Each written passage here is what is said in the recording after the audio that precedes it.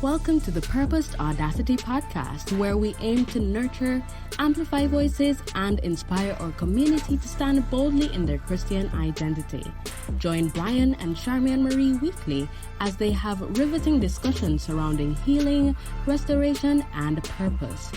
This is Purposed Audacity, powered by PAJE magazine. Hey guys, what's up? Welcome to another episode of Purpose Audacity. I am Charmian Marie.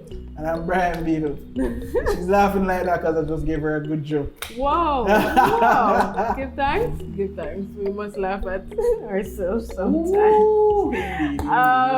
So guys, yeah, we're just gonna kind of jump into this topic because it's let's just say that this topic needs comments. Just letting you know. So just plug right there. Right. Because we know we're all going through it. Yeah. So feel free to let us know how you feel at the end of this. All right. Let's just say that this topic has been birthed out of a set of seasons. Yep. Right. And so and I feel like, especially with everything that we have all been going through over the past 2 years and stuff, I feel like we are all somehow qualified to speak on the topic and all of that. So the topic is, or the question. The question is, how do we go about trusting God in the process? How do we go about trusting God in the process? You want to stop? Bless the Lord. Thanks. You know, it's very interesting because it's like in my brain it was, you know how you read things, and so in my brain, you know, everybody says trust the process, and I feel like I understand that, but in my head it was just like trust, and it had open what's the word, parentheses? Bracket? Oh, sure. Bracket. Sure. Yes, open bracket. The parentheses too, but no, yeah. In bracket, God in the close bracket, the process. Basically, because it's putting God right in the middle. And a lot of times we're talking about trusting the process or trust the process. We really don't put God in the middle of it. We're just being like, oh, trust the process. And just flow with it. And just flow with it. And it's gonna come out the right way. But what we're missing, or what we're not saying, or what is not being said is trust God in the process. Because we can't do it. It's a world of a difference. Yeah, because here what? Who are we trusting in the process? We're saying what are we trusting in the process? Can't be trusting ourselves. Oh God. Because left up to us, it don't work. It don't work. You can't trick me. Wow. It don't work. Right? Left up to who else? Other people we look up to. Things, institutions. Oh God. Left up to all of these things, who can't be trusting them? So what are we trusting in the process? Just the process? Yeah, to kind of flow and to flow. Well, hear what? Let us say you heard it here. Don't know if you heard it first from here, but you heard it here. Trust God in the process. It makes so much difference because you realize that our hope is cling to something. Someone. So question then. So fine, we identify that and whatever, and the importance of that. But then how do we do it? Because I find that a lot of these Christianese that we love to, and pray about it, get on your knees and fast about it and all these things. It's beautiful. Happy, joy. But then a reality is that when people hear trust the process, or when people hear pray about it and whatever, like, how do you pray about it? Like, is it just one of the prayers of adoration? Is it you get what I'm saying? Or how do you plead your cause unto God? Right. But in terms of how, trusting the process now, what does that actually look like?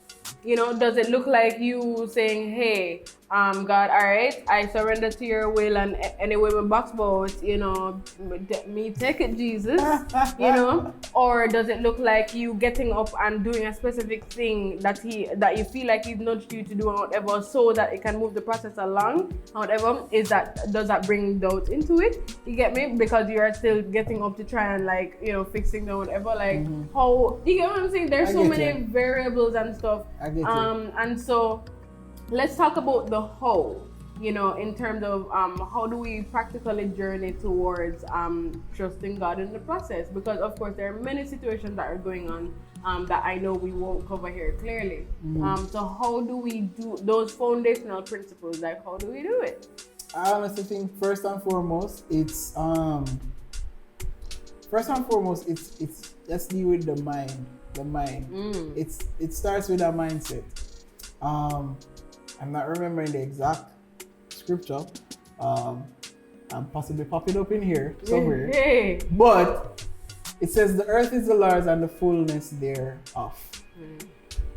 If we understand that the earth is the Lord's own, and every material thing, this table, these chairs, these cameras, everything comes from the source, which is God himself, then there is hope. There's somewhere to trust. There's somewhere to put our trust. The scriptures, John 3:16 starts off by saying, for God so loved the world. For God so loved the world, he gave his only son, that whosoever believeth in him should not perish but have everlasting life. These different things are us, we're not just reading them like, oh, okay, let's recite. But it's to listen. Even the cliches, interestingly, right. as much as they become somewhat like, cliches, pray about everything, Christianese. The truth is, there is truth in them. Loaded with truth. There is actionable truth in them. It's not just to hear it may become, unfortunately, annoying for some, but actually do it. Actually take the time to pray. Actually take the time to create a possible prayer closet, or a prayer place. Actually take the time to what I'm saying, and I'm not saying that these are the only things, but I'm saying these are some of the things that we'll have to develop in your mindset, because a lot of things that has already plundered in our minds are things that it not gonna work, it not gonna happen, it not gonna work out, and what have you, reaching even the place of like, I will have no expectation of anything, so if nothing happens, I knew. But if it why you give me that? But if something happens, well, give thanks. And I'm like, no, because it cannot be that we know and believe in a God that does all and does great things, abundantly, wonderful, greater than we can ever think or imagine, and not have an expectation, that he is going to do something great. So therefore, I feel like it has to start off with our mind and how our mindset is towards trusting God in the process. I'm happy that you mentioned that, and you closed that point with that, or I think you closed. Sorry to cut you. Because I don't remember which video or where I was listening to the before, but I don't know if it's Tim Ross was saying this. Needless to say, our ability to trust God, for many persons, it is actually linked to or struggle to trust other people based on how we've been treated. So especially in relation to father roles and father figures and authority figures and stuff, because of how we've been treated or seen our fathers and things, it's hard for us to trust God as the father who loves us, as the friend who loves us, as the brother who loves us, and all of that, and therefore would seek to do good unto us or seek to be faithful unto us, because we hurt and all of that. So in terms of fixing our mindset and stuff, it also has to do heavily with making sure that we're fixing our mindset from a healing type of outlook, right? Because a lot of us have so much to heal from in relation to that trust factor and thing. And in terms of trust as well, it becomes even harder trusting God in the process. I'll be straight up. Especially in relation to faith, and the deepening of faith. Because a lot of things, and I mean, we always hear the questions, if God is so good, then why are people dying and all these things? And these are valid questions, you know? And sometimes as Christians, we honestly are very conflicted about giving that specific answer. And then still saying, oh, well, trust God, you know, because it feels daunting and stuff. But then when you understand and trust the heart that God has for us and the heart that God has for his people and stuff, and the fact that, you know, even if things do not look good in this moment and stuff, there is things working for the greater good and all of that, then it means that, all right, cool, God is somebody who plays for the long game. You know, and so we have to understand that in trusting that he plays for the long game, we will be okay in the long run. Yeah. Right? And I feel like it's very interesting, because what you just touched on is, it starts with the mind, and the next thing it starts after is the heart. Ooh. And you literally just talked about that, the fact that there is a heart posture that will have to take place. Right. There is a healing that will have to take place in regards to how we are trusting God, because you're right, a lot of times how we see even in trusting people, and as I say, even the father aspect, or being fatherless, how can I trust him like a father? How can I trust him as somebody who loves me and wants to see the best for me? Because I've not seen that in my physical life. Right, I've not seen that materialize in a way that I can say, I know what that. And I mean, you think about it, I mean, I don't have the statistics, but when you think about persons who have good fathers and persons who have their father who there and support them, even they go through trust factors, but understanding from a father's place, it's not hard to see it if they've had that experience with a father. At least it's a small experience compared to God, but it's still an experience because it's physically in front of me. Right. And so I have that experience in how I can trust my father who is physically here versus someone I've never seen, known, or understood anytime in my life. Right. And so it definitely is going to take a heart posture. It's going to take a heart healing. It's going to take us really realizing that God has our best interests at heart, no matter what we go through. And our thought process of God's goodness is not the same as actual God's goodness. It would, honestly, a lot of times people is like, yeah, God good to me. Yeah, and God can be good when you're seeing the greatest of things, and God is still good when you're seeing the worst of things. Because you're right, it's long game. Yeah. We don't see it all in the same moment. We don't know it all, and it hurts. It hurts in that time because you're like, you're questioning why, how, where, when, what did I do? So it's funny that you mentioned that, because I remember a conversation I had with you last year, and I'll be very transparent with you guys. And I feel like for many Christians, like the past 2 years have tested our faith like beyond, oh my God, you know? And so I remember last year saying to you that, boy, God, may I show up and may I try empower your people? May I show up and may I try be a good Christian? Me know some I have my little flaws and whatever, but may I try? You get me? But then it's like things just kept on going one after the other, and we were really going through it. And you know, we're currently in an interesting season too. But like in the midst of that, somehow I have peace because I've learned to trust the heart of God, because I have seen him come through time and time again. And I have seen him elevate me even beyond where I was before, you know, after those painful seasons and stuff. So what I'm saying, what I'm saying is that, you know, sometimes it also comes with our daily actions as well. Learning to trust. You're just taking them off. So it was mind, starts with the mind. The heart. Then the heart, and then the daily actions and stuff. That's one spirit, because that's exactly what I was gonna say. Wow. Okay. So with that said, you know, with the daily actions and stuff, like there are some things that we do sometimes that are done out of doubt. Yeah. There are some things that we do sometimes, and I mean, Do and say. right, exactly. Like I'll come back for one of our very first episodes where it was mentioned that I love to control, and you know, some of us love to control and whatever because there have been points in our lives when things have happened to us that have not been in our control. Yeah. So, and I know that I can speak from experience that is where most of my control thing, you know, has come from, right? That trauma.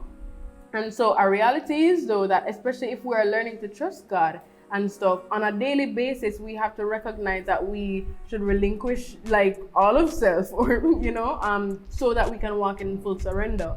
You know, because our reality is that if we have a certain vision about how something is to look, and God has a completely separate vision and stuff like that, if we are not trusting God in the process, if we are not trusting that God has our best interest at heart when things are going sideways in our mind or whatever, then we are going to do everything possible to try and get it back according to how we expected it to look and stuff. And then that can actually work against the will of God. Yo, it just hit to me that this year I started off stating that, every time I go into the car and I'm leaving home, I decided to say, before I drive out or what have you, or even before I even just start working, I just speak about openly the things I'm grateful for. Because I realized last year was rough for us, and it's something that we're still coming out of. But I realized that God still brought us through, as you stated. And so I decided that, it doesn't make sense. I get worried, and I'm telling you, worry was there, the stress was there, all of that. And it's like, it don't make sense because God's still gonna come through. So hear what? It means then I just need to stay in a place where I am trusting Him. And despite all that's gonna happen, I'm gonna trust Him. And so I decided that every time I'd say like, Lord, I am grateful for my wife.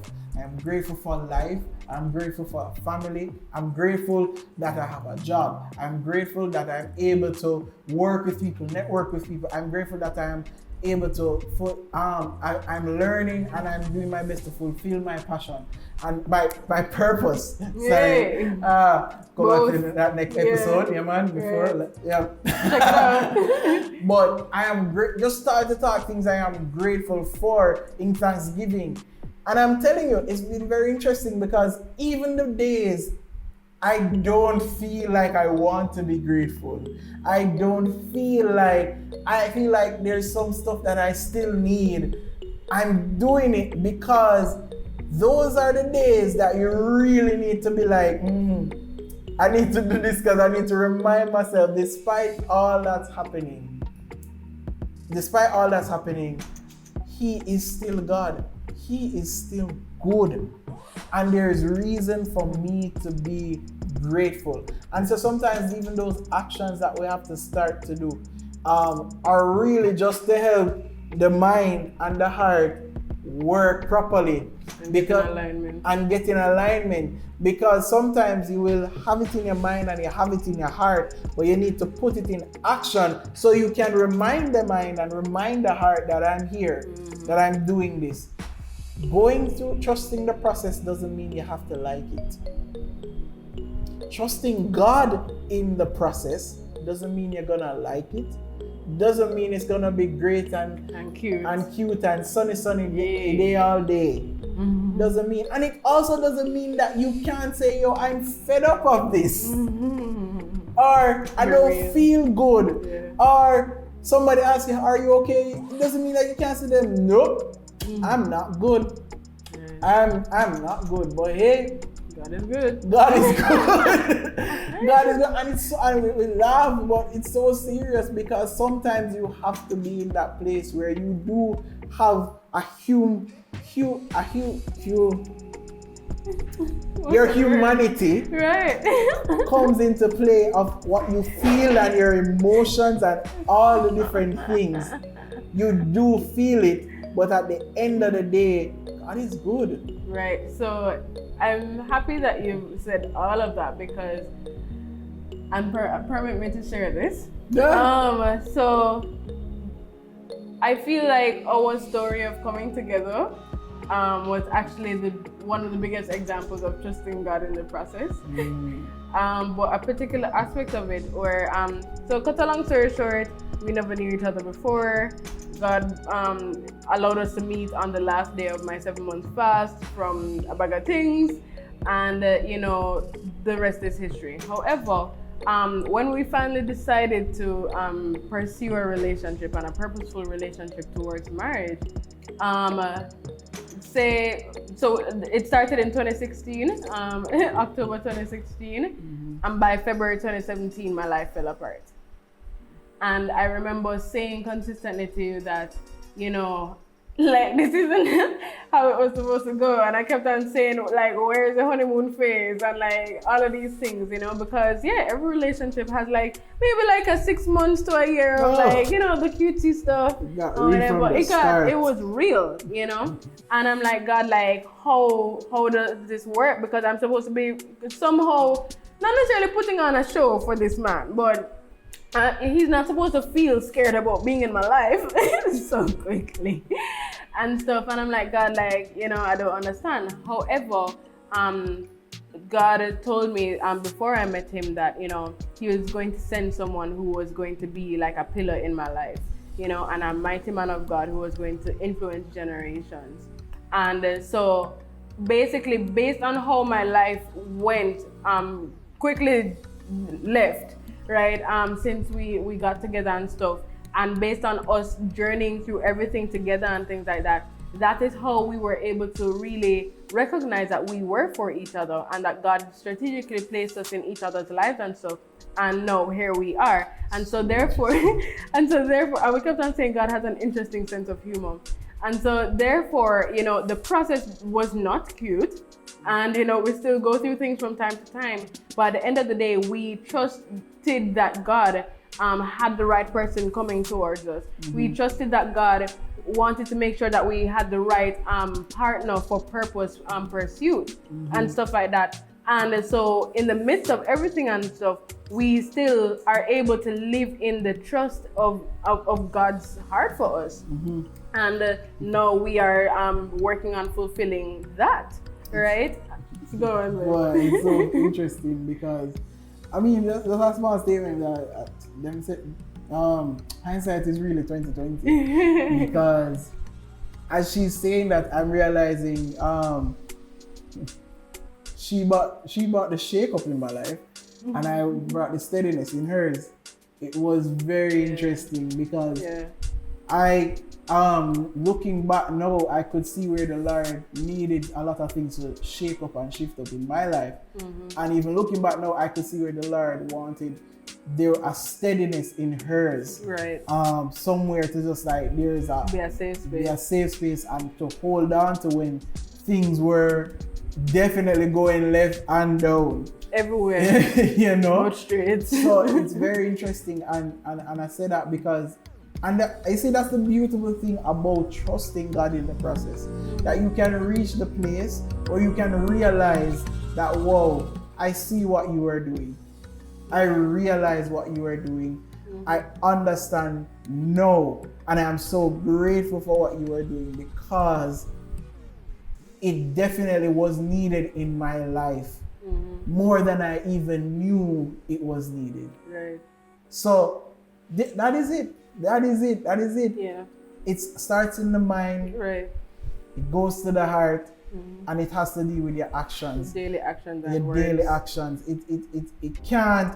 I feel like that's the engine of it. The action part is the engine of it. That mobilizes everything together, so that as you move through this, and as we say, it's not gonna be easy. It may not be easy, it may not be pretty, it may not be nice, anything like that. But as you move through it, the Lord will allow you to realize as you move through it, you're building muscles. Right. You're building spiritual muscles, maybe even building physical muscles. Yeah. You're running and going to the gym a little bit more.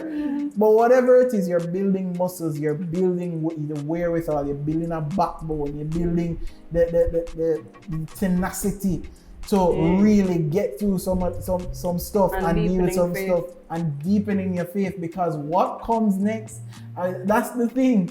what comes next will require These things. will require the person God is shaping and molding you through the process to handle what comes next. Yeah. So with that said, guys, we just encourage you. I mean, as we said throughout this, it's not going to always look like a clear path. It's not going to always. Sometimes it's gonna seem like is the devil all the time or whatever, when sometimes it's actually God teaching you in a moment. And sometimes we wrongly ascribe things to the enemy when it's a teaching moment in life. The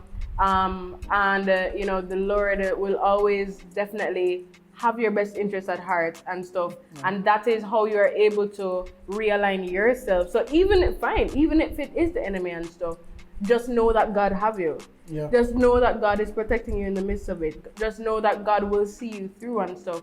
And the thing is, though, if it is that you try and do the back of shifting and stuff like that, it will take longer for you to reach the destination. Yep. Think of Jonah. And so with that said, just do your very best to seek God in the midst of whatever is going on with you. Just pray and stuff like that, and really just try and say, all right, God, what's going on? How can I align with your will? How can I walk in full surrender, like for real? And even if it don't feel good, even if it don't look good, and all these things, just know that God has your final destination. Wow, that sounds a bit intense. Oh, boy. But God has your destination in mind and in His hand. And so with that said, at the end of the day, no matter where you are right now and stuff, like as long as you are fully trusting God, you will be fine. You will reach where you're supposed to reach. You will, end up exactly where He intends for you to end up. Just as long as you're willing to just walk according to His will. All right. So with that said, guys, I mean, I feel like this episode ministered to me while hopefully it ministered to you. And if you guys have any other comments you want to drop, any other thoughts in terms of how to actually trust God in the process and stuff, remember to drop them below. And we're looking forward to hearing from you and continuing to journey with you. All right, guys. So see you in the next episode.